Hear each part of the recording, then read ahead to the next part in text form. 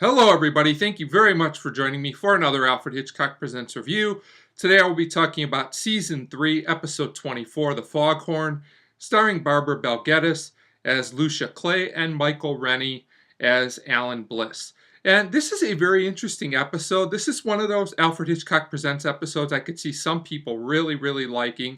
The episode really works for them, and other people not really caring for this one too much at all. It's a very unique episode that kind of starts out as a melodrama and then takes a kind of a dark turn at the end. And I have to say that this episode really worked for me. It was very strange, but it was compelling throughout. And although it's not a perfect episode, it's a little slow and deliberate and a little padded in a few places. And the ending is very abrupt. It really worked for me. This was a very haunting, almost eerie type episode. And I do recommend it, and Barbara Bel Geddes gives a fantastic performance, which is also a positive aspect of this episode. So we start with our main character, Lucia, and she's dreaming, and she's talking about a man named Alan, who's our other main character and very important to the plot. And Lucia narrates throughout the episode, and I thought this was a case where it worked very well. I really enjoyed all the narration. It really brings the viewer into the story. And we start out with a scene where Lucia's dancing with a man named John, and they're engaged to be married. And it turns out that John knows another man named Alan, and he's talking about their honeymoon, ideas for their honeymoon, things like that. But things take a turn when Lucia and Alan meet. You can tell they like each other immediately. There's definitely a spark there. So they dance and they talk. Eventually, this leads them to go outside, and they both talk about the fog, which is very significant to the episode. Alan also talks about this boat that he would like to sail away on someday, which is also important to the plot.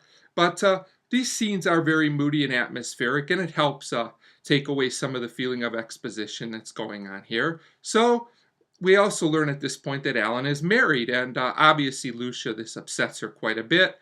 She's not too happy about this. So we go to a new part of the dream after this, and they're now in Chinatown, I believe, and Lucia and Alan happen to meet again. They talk some more. We find out that she broke off her engagement to John. They're not together anymore. And you can also tell that she and Alan still have a very strong connection, which hasn't really gone away despite the fact that he's married. So then we kind of see like a medley of scenes of them together with Lucia narrating, which kind of represents their relationship through the passage of time. And this really worked for me, no problems there. So we go together, we go forward into the past, like 8 years, I think it is. So quite a bit of time has passed. And Lucia's saying that she can't see Alan anymore. It turns out there's been a lot of gossip about them, because of course Alan is married. But she says that's not the reason she can't see him. It's because she'll fall in love with him completely, and she's worried about this.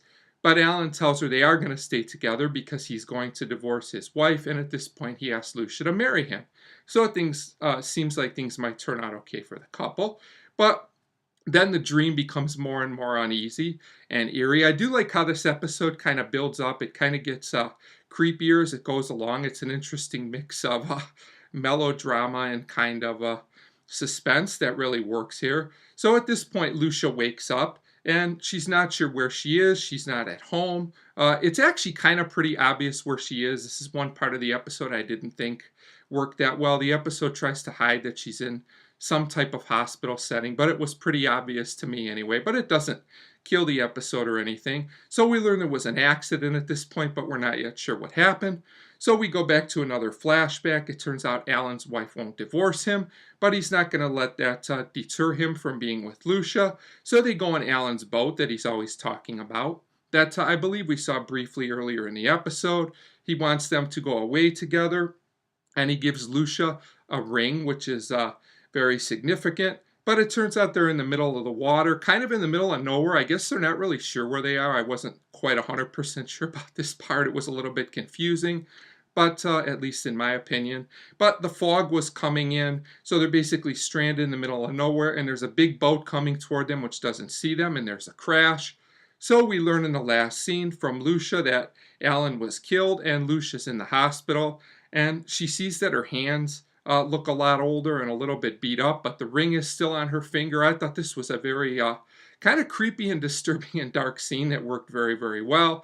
So it turns out we hear from a doctor that a lot of years have gone by, and it turns out Lucia's been in this hospital quite a long time.